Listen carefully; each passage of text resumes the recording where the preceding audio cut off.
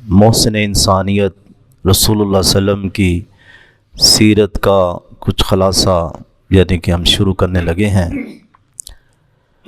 قرآن مجید ہی اللہ کے نبی کی سیرت کو بیان کرتا ہے، پھر صحابہ کرام کی سب باتیں رسول اللہ صلی اللہ علیہ وسلم کی سیرت ہی بیان کر رہی ہوتی ہیں۔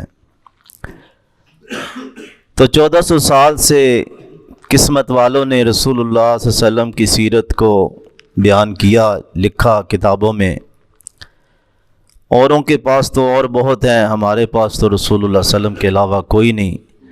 اور آسمان والے رب نے سب کو کہا کہ انہی کو دیکھو، انہی کی پیروی کرو۔ عقیدے اور عمل کے اندھیروں کو وہ سراج منیر نے دور کیا۔ جس کتاب سے استفادہ ہم کریں گے وہ الرحیق المختوم ہے، رابطہ عالم اسلامی ایک عالمی تنظیم ہے دینی حوالے سے۔ اس کا 1978 میں لاہور میں اجلاس ہوا، فیصلہ ہوا کہ سیرت النبی پہ سیرت نگاری کا مقابلہ کروایا جائے، اور اس وقت 1.5 لاکھ سعودی ریال پہلے 5 خوش قسمت رائٹرز کو دیا جائے گا، لیکن شرط یہ کہ کاپی پیسٹ نہ ہو، مستند بات ہو اور ترتیب سے ہو اور حوالہ ساتھ دیا جائے۔ بڑے بڑے اسکالرز نے لکھے یہ مقالے، تقریباً 1182 پوری دنیا میں لوگوں نے رسول اللہ صلی اللہ علیہ وسلم کی سیرت پہ یہ لکھا۔ انہوں نے 183 ایکسیپٹ کیے، قبول کیے، عربی میں، اردو میں، فرانسیسی میں، ہر زبان میں۔ بڑے بڑے اسکالرز، ڈاکٹر سیرت پہ جو پی ایچ ڈی ہے، انہوں نے ان کا جائزہ لیا سب حوالوں کا کہ مٹیریل کیا ہے۔ تو جامعہ سلفیہ ہند جو ہے، ان کے ایک استاد مولانا صفی الرحمن مبارک پوری رحمۃ اللہ علیہ، ان کی کتاب کو سلیکٹ کیا گیا پہلے انعام پہ، 50,000 ریال ان کو ملا۔ باقی ڈاکٹر ماجد علی خان، انہوں نے انگلش میں لکھی کتاب سیرت پہ، یہ بھی انڈیا کے تھے، دہلی کے جامعہ ملیہ کے۔ اور تیسرا انعام ڈاکٹر نصیر احمد ناصر، جو جامعہ اسلامیہ بہاولپور کے پروفیسر تھے، اردو میں انہوں نے لکھی تھی۔ بہرحال کہتے ہیں کہ جب تقسیم انعامات ہوئی تو مولانا صفی الرحمن مبارک پوری کہتے ہیں میں نے پہلی دفعہ سرزمین حرمین کی زیارت کی۔ اللہ اکبر! یعنی کہ سیرت میں اس طرح لگتا ہے کہ انگلی پکڑ کے یہ پورا ہمیں وہ علاقہ دکھا رہے ہیں، اور کہتے ہیں اس انعام کے سبب میں نے وہ اللہ کا گھر دیکھا اور نبی صلی اللہ علیہ وسلم کا شہر دیکھا۔ انہوں نے ان کو مدینہ یونیورسٹی میں استاد رکھ لیا، اور پھر ادھر ہی فوت ہوئے، جنت البقیع میں وہ ہیں۔ اللہ نے ایسی قبولیت دی ان کی کتاب کو کہ پوری دنیا میں ہر زبان میں چھپ بھی رہی ہے، اور لوگ کیونکہ مستند ہے۔ تو حیات طیبہ رسول اللہ صلی اللہ علیہ وسلم کے مبارک زندگی کے پہلے 40 سال آپ مکہ میں شیب بنی ہاشم، آپ کا خاندان تھا بنو ہاشم، یہ آپ کے پردادے کا نام تھا ہاشم، نام تھا عمر، نام تھا عمر۔ تو لیکن یہ ہاشم کا معنی ہوتا ہے روٹی توڑ کے شوربے میں بھگو کے حاجیوں کو کھلاتے تھے، تو ان کی صفت کا نام ہی وہ ہاشم، بنو ہاشم، نبی صلی اللہ علیہ وسلم کا خاندان۔ تو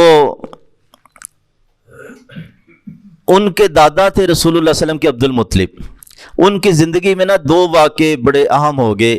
ایک ان کو خواب آیا زمزم کا کنواں ادھر ہے، یہ نا بنو جرم جاتی ہوا نا اس کو بند کر گئے، کچھ سونے کی تلواریں ہرن اس میں دبا گئے۔ اللہ نے ان کو خواب دکھایا کہ ادھر ہے، انہوں نے کنواں کھودا تو بڑی عزت احترام پہلے بھی تھا، لوگ اور کرنے لگ پڑے۔ دوسرا، ہاتھیوں کا لشکر جب تباہ ہوا جو یمن سے آیا تھا ابرا، تو اس وقت بھی یہی سردار تھے، دعائیں کی تو ایسا وہ واقعہ ہوا کہ ہاتھیوں کا لشکر ہلاک ہو گیا۔ تو بڑی سپر پاوروں کے نزدیک بھی کعبے کی عظمت اور زیادہ قائم ہوگی۔ انہوں نے نا شکرانے کے طور پہ نظر مانی کہ اگر اللہ مجھے بیٹے دے اور وہ ایک ہی عمر کے ہو جائیں تو میں ایک اللہ کی راہ میں قربان کر دوں گا۔ 10 بیٹے دیے اللہ نے عبد المطلب کو اور 6 بیٹیاں۔ جب سب سے چھوٹا بیٹے ان کے عبداللہ تھے، جب وہ بھی جوان ہوئے تو قرعہ نکالا گیا تو انہی کا نام نکل آیا، سب سے چھوٹے کا۔ چھری پکڑی، ہاتھ پکڑا، جانے لگے کہ اللہ کے نام کی نظر دینی ہے۔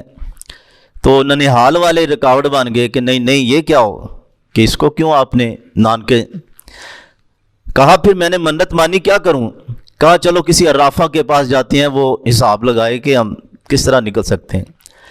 اس نے کہا بیٹوں کے قرعے میں نا، یعنی کہ یہ عبداللہ کا نام بھی لکھو اور اونٹ 10 اونٹ، جب بھی قرآن اندازی ہو عبداللہ کا نام نکل آئے۔ اس نے کہا اونٹوں کی تعداد بڑھاتے جاؤ، حتیٰ کہ جب 100 اونٹ ہوئے تو 100 اونٹوں کا نام نکلا، پھر حضرت عبداللہ کا نام نہیں نکلا۔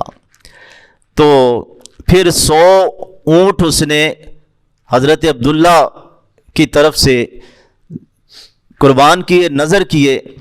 تو اس طرح عرب کے اندر ایک بندے کے خون کی دیت 100 اونٹ ابھی سے چل رہی ہے، اور اسلام کے اندر بھی یہی جو دیت دینی ہے وہ 100 اونٹ ہے۔ تو بہرحال رسول مکرم صلی اللہ علیہ وسلم ربیع الاول میں پیدا ہوئے، اور وہ ہاتھیوں والے سال ہی عام الفیل جو ہے اس میں پیر والے دن صبح کے وقت پیدا ہوئے۔ ڈیٹ میں اختلاف ہے کیونکہ اس وقت کوئی جنم پرچی تو ہوتی نہیں تھی۔ ہمارے کئی برصغیر میں بزرگ کہتے ہیں یار ماں پیوں نے یہی لگائی تھی، یعنی کہ اس میں کتنے سالوں کا فرق پڑ جاتا ہے، تو وہ تو پھر 1400 سال پہلے، اور کسی کو کیا معلوم تھا کہ یہ پیدا ہونے والا بچہ انسانیت کا امام بنے گا۔ اور نہ ہی وہ دن کوئی سیلیبریٹ کرتے تھے، کوئی برتھ ڈے منایا کرتے تھے، اس لیے کئی تاریخیں آتی ہیں، ہمیں اس سے کوئی غرض نہیں۔ تو جب بیٹے عبداللہ کی انہوں نے شادی کی ایک اونچے خاندان بنو زہرہ کے سیدہ آمنہ سے، تو یہ شادی کے بعد مدینے گئے شام آگے تجارت کے لیے، تو وہاں فوت ہو جاتے ہیں حضرت عبداللہ جو رسول اللہ صلی اللہ علیہ وسلم کے والد محترم ہیں۔ تو پیچھے سے اللہ نے ان کے گھر میں بیٹا پیدا کیا، اس بیٹے کو لے کے کعبہ میں آگے عبد المطلب بڑے خوش محمد صلی اللہ علیہ وسلم نام تجویز کیا، اور والدہ نے بھی دودھ پلایا۔ ابو لہب کی ایک لونڈی تھی سویبہ، اس نے بھی رسول اللہ صلی اللہ علیہ وسلم کو دودھ پلایا، اور آپ سے پہلے وہ حضرت حمزہ نبی صلی اللہ علیہ وسلم کے چچا کو بھی دودھ پلا دیا تھا، اس لیے دودھ شریک، چچا تو تھے ہی تھے، بھائی بھی تھے۔ عرب کے اندر یہ طریقہ ہوتا کہ بچے کو نا کسی دیہاتی علاقے میں بھیج دیتے تاکہ اس کو خالص عربی زبان آئے اور اس کا جسم مضبوط ہو، شہری فضاؤں سے دور، یعنی کہ کھلی فضا میں۔ تو بنو سعد کا ایک قبیلہ تھا، وہاں قحط بڑا تھا، تو روٹی روزی کیونکہ بارشیں تو ہوتی نہیں تھی، نہ کوئی دودھ بکریاں دے رہی ہیں، نہ ان کو چارہ مل رہا ہے، تو جن کے ہاں بچہ تھا نا وہ عورتیں دوسرے بچے کو لے کے دودھ پلاتی تاکہ ہمیں کوئی قیمت مل جائے، یعنی کہ دوسرے بچوں کو دودھ پلانے کے لیے۔ اب ساری آئی عورتیں، تو سب آتی رسول اللہ صلی اللہ علیہ وسلم کے گھر میں، پتہ لگتا کہ اس بچے کا باپ کیا کرتا، کہتے جی وہ تو بہت ہو گیا، بچے کو پکڑ کے پھر حضرت آمنہ کو دے دیتی۔ حلیمہ سعدیہ نے بھی اسی طرح کیا، ان عورتوں میں ایک یہ بھی تھی، لیکن سب کو بچہ مل گیا۔ حلیمہ سعدیہ خالی گود اپنے خامد کو کہتی ہے، حارث اس کا نام تھا، ابو کبشہ کنیت، اگر تو اجازت دے تو میں اس یتیم کو نہ لے آؤں، مجھے خالی ہاتھ جاتے ہوئے اپنے گھر یعنی کہ اچھا نہیں لگ رہا۔ کہا لے آ، ہو سکتا اللہ تعالیٰ کوئی ہمیں خیر و برکت عطا فرما دے۔ تو خاوند کی اجازت سے وہ دوبارہ حلیمہ سعدیہ محمد صلی اللہ علیہ وسلم کو پکڑ لیتی ہیں۔ بس پھر پکڑنا کیا تھا، اللہ نے پکڑا دیا۔ فرمایا کہ میں نے سینے سے لگایا تو ایک دم اللہ نے میرے سینے میں دودھ کو اتار دیا۔ ہمارا بچہ کہتی ساری رات روتا رہتا تھا، ہمیں نیند نہیں آتی تھی، لیکن ابھی ہم مکہ میں ہیں تو اتنا اللہ نے دودھ عطا کر دیا کہ میرے محمد نے بھی پیا صلی اللہ علیہ وسلم اور اس کے بھائی نے بھی پیا، دونوں آرام سے ساری رات سوئے رہے۔ خامد اٹھ کے اونٹنی کی طرف گیا جو ایک قطرہ بھی دودھ نہیں دیتی تھی، کہا لیکن وہ دیکھا کہ اس کے تھنوں میں تو دودھ امڈ آیا ہے، تو مجھے وہ کہنے لگی، مجھے خامد کہنے لگا حلیمہ لگتا ہے تو ایک بابرکت روح لے کے آئی ہے۔ کہا مجھے بھی یہ لگ رہا ہے۔ اور پھر واپسی پہ، تاریخ ابن ہشام میں واپسی پہ ان کی وہ سواری جو اتنی مریل تھی کہ سب قافلے والے تنگ تھے کہ حلیمہ تیری وجہ سے ہم لیٹ ہو گئے، واپسی پہ وہ سب سے آگے ہیں۔ قافلے والے حیران کہ حلیمہ کیا تو نے سواری بدل لی؟ کہا سواری تو نہیں بدل لی، لیکن سوار بدل گیا ہے، سوار بدل گیا ہے۔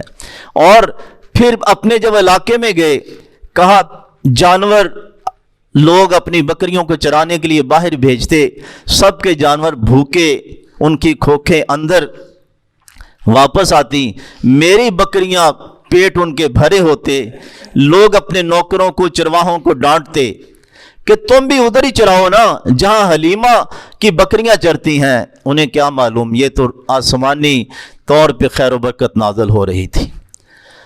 اس کے بعد نبی پاک صلی اللہ علیہ وسلم، ایک تو ان کے گھر میں خیر و برکت، جسم بھی گٹھیلا ہو گیا، مضبوط ہو گیا، تو 2 سال بعد واپس کرنا تھا حلیمہ سعدیہ کو، لیکن دل نہیں چاہ رہا تھا کہ ایسی پاک روح کو میں بچے کو واپس بھیج دوں۔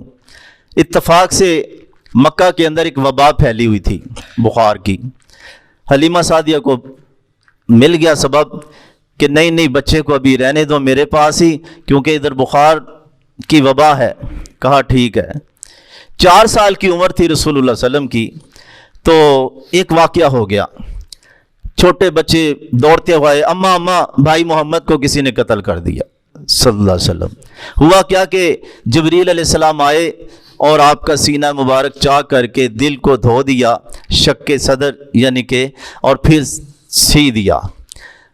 پاک انتظام ہو رہے تھے نا کہ دنیا کی امامت کروانی ہے، تو دونوں میاں بیوی دوڑتے ہوئے گئے کہ بچے کو ہم اس کی ماں کو کیا جواب دیں گے، لیکن رسول اللہ صلی اللہ علیہ وسلم آ رہے ہیں لیکن سہمے ہوئے ہیں، یعنی کہ واپس گھر آ رہے ہیں، تو فوراً حلیمہ سعدیہ نے کہا اس امانت کو میں سپرد کر دیتا ہوں آمنہ کے رضی اللہ تعالی۔ تو اس کے بعد نبی صلی اللہ علیہ وسلم کچھ دیر رہے، حضرت آمنہ کو اپنے خاوند کی یاد آ گئی کہ چلو اس کی قبر پہ جائیں، تو عبد المطلب بھی ساتھ، ایک ام ایمن لونڈی اور چھوٹے سے محمد صلی اللہ علیہ وسلم اور حضرت آمنہ۔ عبد المطلب تو واپس آ گئے، یہ ادھر کیونکہ ہے تھے رشتہ دار مدینے میں، کچھ رہے مہینہ کی۔ واپسی پہ مکہ اور مدینہ کے درمیان ابوا مقام تھا، وہاں ماں بھی رب کے پاس چلے گئی، فوت ہو جاتی ہیں۔ اب بوڑھا عبد المطلب دادا جو پہلے ہی بہت پیار کرتا تھا کہ اس بچے کا تو باپ بھی چلا گیا، آج ماں بھی چلے گئی ہے، تو وہ محبت کا ہے نا جوش مار رہی تھی کہ کس طرح، یعنی کہ وہ پوتے کو دیکھ دیکھ کے، اور اتنی محبت کرتے تھے عبد المطلب کہ اس کے اپنے بیٹے اس کے جو کعبہ کے ساتھ چٹائی بچھائی ہوتی تھی آگے نہیں بڑھتے تھے، لیکن وہ چھوٹا محمد صلی اللہ علیہ وسلم اس طرح آہستہ آہستہ ان کے پاس، دادے کے پاس آ جاتا۔ چچا روکتے بھی تم ادھر آؤ، بڑی وجاہت والے تھے عبد المطلب، کہا نہیں میرے بیٹے کو آنے دو۔ تو اس طرح عبد المطلب بھی اپنے رب کے پاس چلے گئے، تو پھر چچا ابو طالب کے ذمہ لگا دیا۔ تو رسول اللہ صلی اللہ علیہ وسلم اسی طرح یعنی کہ چچا سپورٹ کرتے رہے۔ اس کے بعد نبی پاک صلی اللہ علیہ وسلم کی زندگی مبارک میں 1-2 واقعات ہوئے۔ جنگ فجار اس لیے کہ یہ حرم کے اندر اور حرم کے مہینوں میں لڑی گئی، آپ نے اس میں حصہ نہیں لیا، لیکن اپنے چچاؤں کو تیر پکڑاتے تھے۔ یہ جنگ فجار میں آپ کی عمر مبارک اس وقت 15 سال تھی۔ اس کے بعد ایک حلف الفضول معاہدہ ہوا، یعنی کہ جس میں ایک بندہ باہر سے آیا، اس کا سامان ہے نا عرب کے ایک بندے نے لے لیا اور واپس نہیں کیا، اس نے دہائی دی، تو عبداللہ بن جدان کے گھر میں ایک معاہدہ ہوا، نہیں یار یہ تو کوئی بات نہیں کہ ہم یعنی کہ سامان لے لیں اور پیسے نہ دیں۔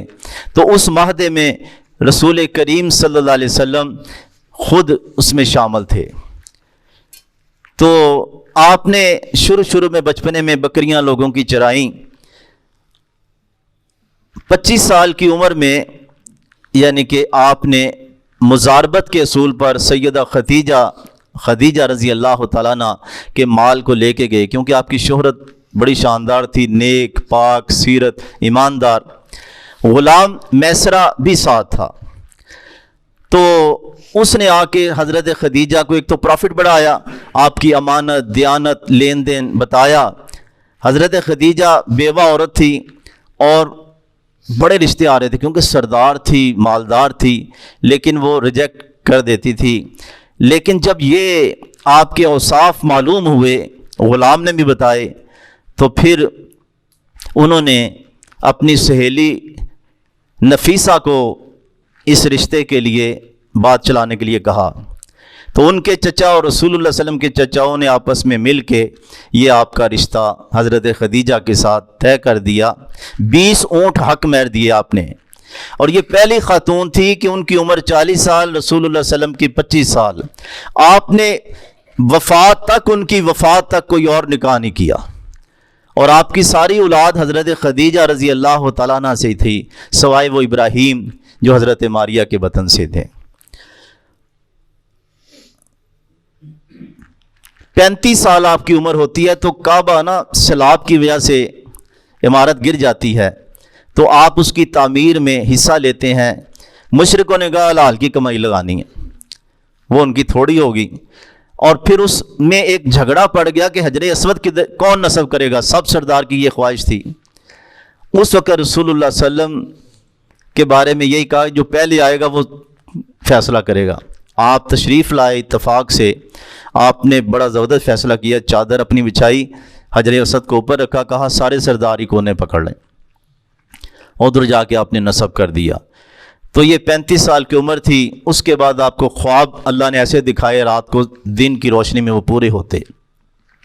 آپ غار حرا میں کچھ سامان لے جاتے، کتنے دن ادھر رہتے، اور پریشان تھے کہ لوگ رب کو سجدہ کرنے والے غیر اللہ کو سجدہ کر رہے ہیں، بدکاری ہیں، بچیوں کو زندہ درگور کیا جاتا ہے، لیکن کوئی راستہ نہیں تھا کہ کس طرح ان کو سمجھایا جائے، رہنمائی نہیں تھی۔ لیکن ان سب چیزوں سے رسول اللہ صلی اللہ علیہ وسلم پریشان تھے۔